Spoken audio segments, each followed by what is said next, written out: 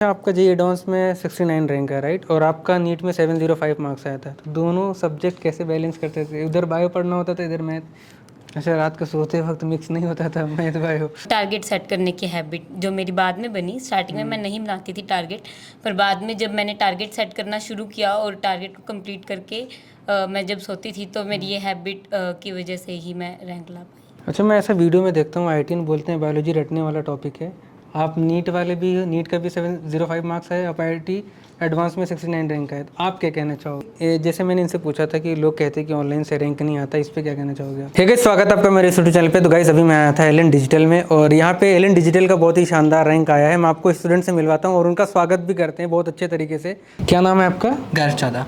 कितना रैंक आया आपका जी एडवांस में? 163। एलन डिजिटल से ही पढ़ाई किया? हाँ, प्याली। तो सबसे पहले स्वागत करते हैं आपका, थैंक यू। और आपको माला भी पहनाते हैं। इतना अच्छा रैंक आपने हासिल किया है। आ जाओ, आप भी आ जाओ।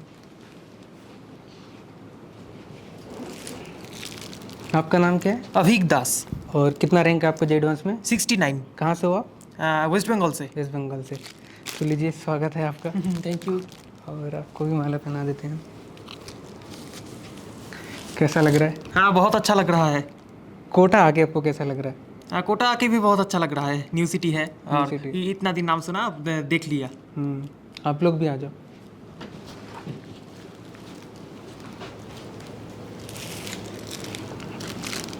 आपका नाम क्या है? मयूख चौधरी। मयूख चौधरी। कहाँ से हो आप? कोलकाता। और कितना रैंक है आपका? 161। 161। तो आपका भी स्वागत है। Thank you. लीजिए भाई। आप भी आ जाइए। आपका नाम क्या है? योगिता गोयल। और कितना रैंक है आपका जे एडवांस में? 1697। लीजिए, आपका स्वागत करते हैं। आप माला खुशी पहन लो। ऑनलाइन से आपने पढ़ के 163 रैंक लाया जे एडवांस में, तो ऑनलाइन से तो यार बहुत लोगों को डिस्ट्रैक्शन होता है, कैसे आपने इतना अचीव किया? मतलब मैंने फोकस किया कि मैं ऑनलाइन की स्टडीज़ पे ही ध्यान दूँ, सोशल मीडिया से दूर रहते हुए। लेकिन मतलब ऐसा नहीं कि मैं पूरा डिस्कनेक्ट हो गया था, इंटरनेट का मैंने उतना ही यूज़ किया है, बस सोशल मीडिया से दूर रहा हूँ। और आपका कैसे था? मेरा भी सेम था। I am not on social media so much, but sometimes I see distraction उतना नहीं था। एलन डिजिटल के जो टीचर्स है वो कैसे थे? अच्छे हैं टीचर्स, टीचर से फुल सपोर्ट मिलता है। अगर कोई डाउट सॉल्विंग की फैसिलिटी है तो हम डाउट पूछ सकते हैं, हैंड रेज करके लाइव क्लास में डाउट पूछ सकते अच्छा, कभी ऐसा नहीं लगता कि ऑफलाइन क्लास में तो हम जो भी डाउट आता था पूछते थे, ऑनलाइन में कोई आपको किसी टाइप का बैरियर हो पूछने में क्वेश्चन? हैं? नहीं, कभी कभार जैसे अगर हम घर पे होते तो डाउट पोर्टल हमारे पास अवेलेबल रहता है, तो वहाँ पे हम पूछ लेते हैं, तो फिर उसमें दिक्कत नहीं लगती। क्या लगता है एलन डिजिटल आपके लिए बेस्ट प्लेटफॉर्म था कि नहीं? बिल्कुल बेस्ट प्लेटफॉर्म मुझे लगा, अच्छा था, एक्सपीरियंस वाज नाइस। आपका कैसा स्ट्रेटजी, ऑनलाइन का कैसा स्ट्रेटजी रहता, डेली रूटीन कैसा रहता था आपका? मैं सुबह जल्दी उठती थी, मैं सुबह जल्दी उठ के ही पढ़ाई करती थी, और उसके बाद मैं हर रोज़ डेली टारगेट सेट करती थी और वो टारगेट कंप्लीट करके ही सोती थी। अच्छा, लोग कहते हैं कि यार ऑनलाइन से पढ़ के तो सिलेक्शन नहीं होता है, रैंक नहीं आती, इस पर कुछ कहना चाहोगे? मेरा मन है कि आ सकते हैं, बस अगर आप में जज्बा है और अगर आप पढ़ना चाहते हैं तो आप कैसे पढ़िए, रैंक आ जाएगी। आप कुछ इसमें ऐड करना चाहोगे? मैं यही कहना चाहूँगा कि जो ऑनलाइन मीडियम है, स्पेशली एलएन ऑनलाइन, वो तो बहुत ही बढ़िया है। जो इतने सारे फीचर्स है, जो custom test, personalised quizzes, improvement book बहुत बढ़िया है। एलएन के टीचर्स के साथ इंटरेक्शन बहुत अच्छा है। I am very much satisfied with LN online, and we have to keep the distractions like social media away from our studies, and we have to focus fully on our studies, and I am very much satisfied with my experience in LN online. Online offline तो अपन पढ़ते हैं, teachers की नज़र में रहते हैं, teacher से भी डर लगता है कि कुछ अपन ऐसा करते हैं कि यार टीचर डांटने लग जाएंगे। और ऑनलाइन कैसे करते थे ये सारी चीज़ें? ऑनलाइन जो हमारे लाइव क्लासेस होते था, उसमें ही लाइव इंटरेक्शन का फैसिलिटी था, तो इसलिए जो ऑफलाइन की तरह ही, एक ही तरह के जो हम वीडियो ऑन कर देते थे, सर हमारे इमेज देखते थे, और एकदम ऑफलाइन की तरह ही ऑनलाइन क्लासेस होते थे। अच्छा, जैसे मैंने इनसे पूछा था कि लोग कहते हैं कि ऑनलाइन से रैंक नहीं आता, इस पे क्या कहना चाहोगे आप? नो, ये बहुत ही गलत बात है। ऑनलाइन ऑफलाइन दोनों ही समान है, और मैं तो यही कहूँगा कि मैंने तो ऑनलाइन से ही ज़्यादा हेल्प पाया, क्योंकि घर में मेरे पेरेंट्स के साथ मैंने स्टडी की, पेरेंट्स के साथ रहकर मैंने स्टडी की, और एलएन ऑनलाइन से वर्ल्ड क्लास सपोर्ट मिला। सो online medium is the best mode. अच्छा, आपका जे एडवांस में 69 रैंक है राइट, और आपका नीट में 705 मार्क्स आया था, तो दोनों सब्जेक्ट कैसे बैलेंस करते थे? उधर बायो पढ़ना होता था, इधर मैथ। एक्चुअली दोनों के बैलेंस करने के लिए एक स्ट्रेटजी बनाया था, स्ट्रेटजी प्रिपेयर किया था जो क्या स्ट्रेटेजी बनाया था? स्ट्रेटजी प्रिपेयर किया था जो मैथ्स को सुबह में और बायोलॉजी को शाम को करना है, और डेली दोनों सब्जेक्ट्स करना है ताकि दोनों ही टच में रहे, इसलिए दोनों में ही अच्छा हुआ। अच्छा, रात को सोते वक्त मिक्स नहीं होता था मैथ बायो? नहीं, मिक्स नहीं होता था क्योंकि एक जो हैबिट है पढ़ते पढ़ते एक हैबिट हो गई थी। यार ये सच में मुझे बड़ा हैरान किया, आपका नीट में भी अच्छा स्कोर किया, जे एडवांस में रैंक लाया आपने।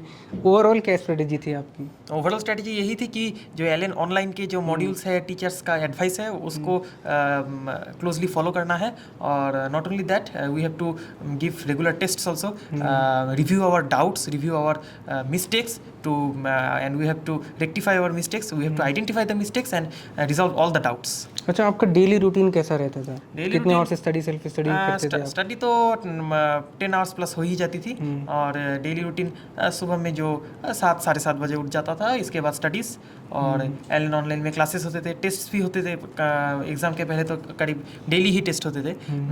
रात को मेनली करता था जो रिविजन और जो डाउट्स है उसको, डाउट्स को लेकर बैठता था, और जो मिस्टेक्स हुए हैं मिस्टेक्स को लेकर एक अलग सी नोटबुक बनाई थी, मिस्टेक्स को बार बार रिवाइज करता था।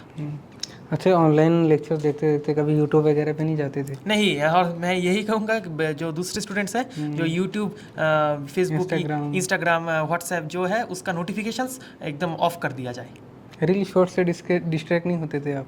No, I was not distracted because I had no social media account. अच्छा, जो बच्चे अभी प्रिपरेशन करते हैं, बहुत ज़्यादा एडिक्ट हो चुके हैं रील्स और शॉर्ट्स के, उनको क्या बोलना चाहोगे आप? जो एडिक्शन है उसको हल्के हल्के से कम करना पड़ेगा, और जो बेस्ट तरीका है जो सोशल मीडिया अकाउंट है उसको डिसेबल या डिलीट कर दे।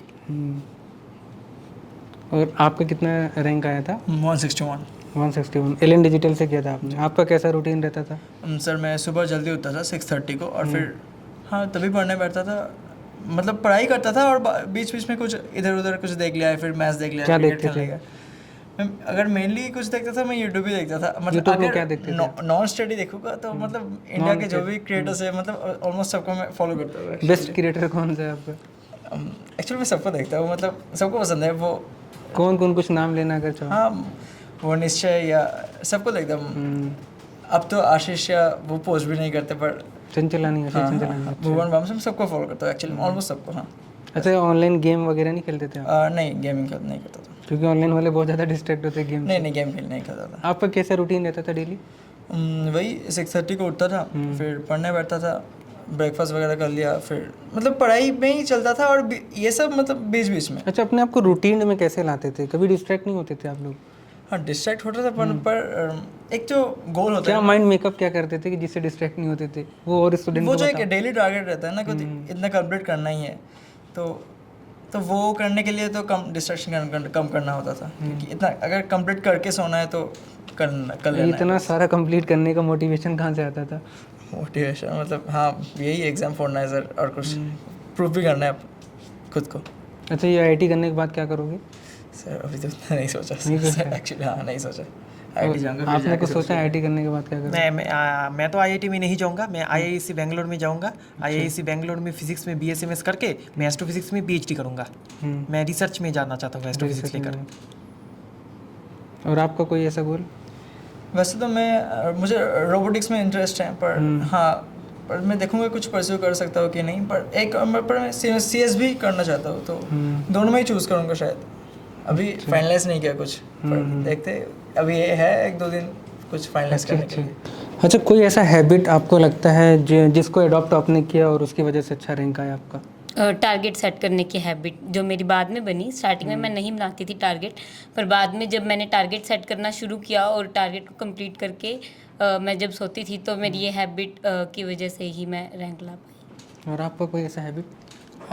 मैं टारगेट से हटकर थोड़ा मैं फ्री वे में पढ़ाई करता था, मतलब जितना मुझे टारगेट बेस नहीं करते थे? मैं टारगेट बेस नहीं करता था, मुझे फ्री, जितना मुझे कंफर्टेबल लग रहा है, मैं जितना एंजॉय करके पढ़ सकता हूँ उसके अकॉर्डिंग मैं करता था। अच्छा, चारों लोगों में से किसी का मोटिवेशन है पैसे के लिए पढ़ रहे थे?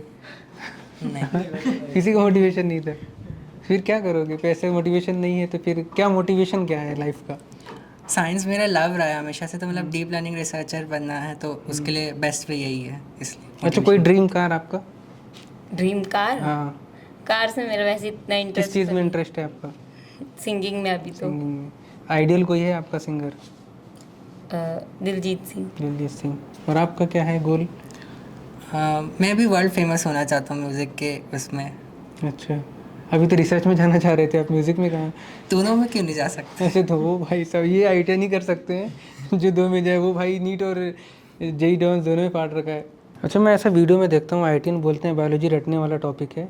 आप नीट वाले भी, नीट का भी 705 मार्क्स है, आप आईआईटी एडवांस में 69 रैंक है, तो आप क्या कहना चाहोगे? क्या बायोलॉजी रटने वाला टॉपिक है? नो, एक्चुअली बायोलॉजी जो फिजिक्स केमिस्ट्री मैथमेटिक्स है उसी तरह का थोड़ा सा जो कि फैक्ट्स है, फैक्ट्स तो मैं याद रखना पड़ेगा, लेकिन फैक्ट्स याद रखने के बाद biology is totally understanding based subject, logical subject. अच्छा, कोई टॉपिक आपको जो ज़्यादा अच्छा लगता हो बायोलॉजी का? Genetics genetics. और कोई टॉपिक? और इवोल्यूशन। एवोल्यूशन।